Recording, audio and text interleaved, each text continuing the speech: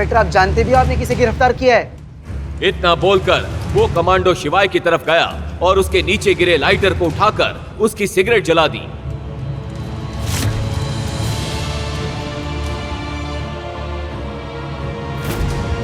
जैसे ही इंस्पेक्टर ने शिवाय के उस लाइटर को देखा तो उसके पैरों तले जमीन खिसक गई, उसकी टांगें कांपने लगी और वो अपने घुटनों पर आ गया और शिवाय के सामने हाथ जोड़कर बोला, major Maheshwari.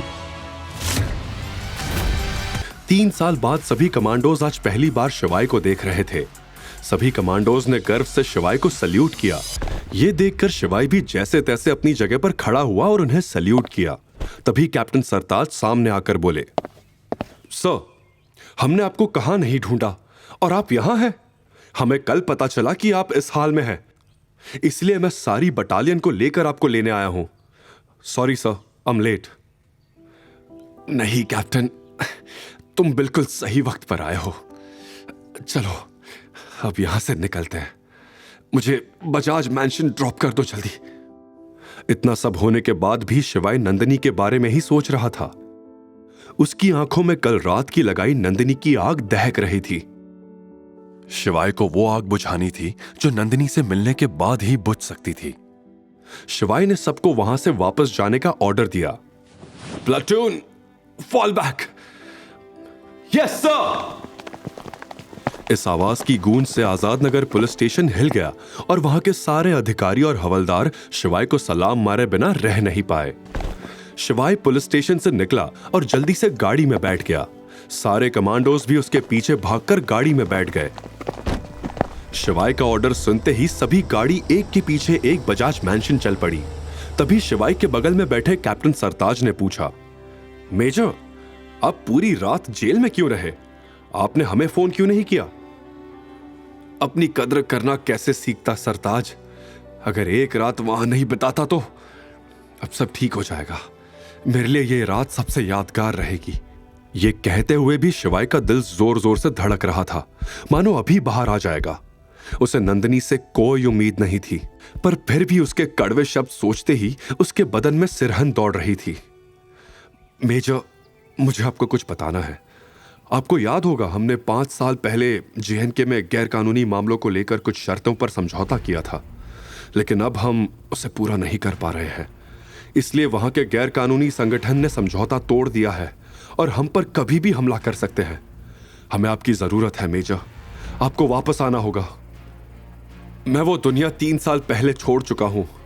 Now I am a common man. वो पूरा का पूरा काफिला महालक्ष्मी नगर की तरफ दौड़ पड़ा। जमीन पर 10 ब्लैक एसयूवी और ऊपर 2 हेलीकॉप्टर ऐसे लग रहे थे मानो कोई किंग का काफिला आज बजाज मैंशन की तरफ निकल पड़ा हो। उधर नंदिनी घर से निकलकर पुलिस स्टेशन के लिए यश के साथ निकल ही रही थी कि उसके घर के सामने वो सारी एसयूवी कार आके रुकी। आगे खड़ी कार का दरवाजा खुला और गाड़ी से शिवाय को उतरते देख नंदिनी और यश हैरान हो गए। शिवाय को वहां ड्रॉप करके वो काफिला अपनी मंजिल की ओर बढ़ गया। इस वक्त शिवाय की आंखों में अंगारे जल रही थी। वो तेज रफ्तार से नंदिनी के पास आया और उसने उससे पूछा, नंदिनी, क्या सच में तुम्हें वो 12 साल पहले वाला सेंट्रल स्ट्रीट का हादसा याद नहीं है? नंदिनी शिवाय को एकटक देखे जा रही थी। वो कुछ बोल पाती इससे पहले ही शिवाय ने फिर से कहा, वो किडनैपिंग, वो बर्थडे, कुछ भी याद नहीं है तुम्हें? तुम पागल हो गए हो क्या? बाहर कैसे आए तुम? किसने तुम्हारी बेल करवाई? हाँ? नंदिनी शिवाय को ऐसे देखकर शॉक थी। क्या, क्यों, कैसे? मुझे इस बारे में तुमसे कोई बात नहीं करनी है।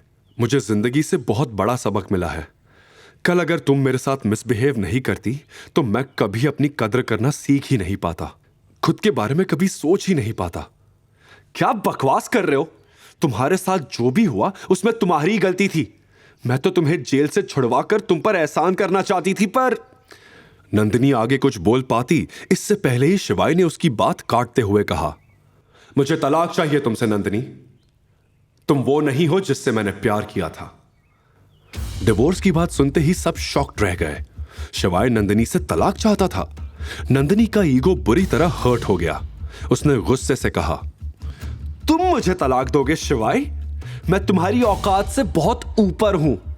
शिवाय के चेहरे पर आत्मविश्वास था, लेकिन नंदिनी को एक बात समझ नहीं आई। लेकिन तुम तो जेल में थे, फिर तुम्हारी बेल किसने करवाई?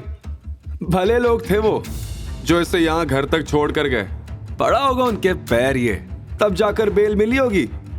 मजाक बनाते हुए यश ने कहा, माफ कीजिएगा, हाल फिलहाल में मैंने यही सीखा है। अब इज्जत बेचना मुझे नहीं आता। शिवाय ने यह बात नंदिनी की आंखों में आंखें डालकर कही। क्या शिवाय अपनी सेल्फ रिस्पेक्ट के लिए अब दुनिया से लड़ जाएगा? क्या 12 साल पुराने प्यार का अंत आज तलाक पर हो जाएगा? आखिर शिवाय है कौन और क्या राज है उसका? आगे की कहानी जानने के लिए देखिए अगला एपिसोड सिर्फ पॉकेट एफएम के यूट्यूब चैनल पर। और शिवाय एक विनाशक के सारे एपिसोड्स को सुनने के लिए डिस्क्रिप्शन में दी लिंक से डाउनलोड करें पॉकेट एफएम ऐप।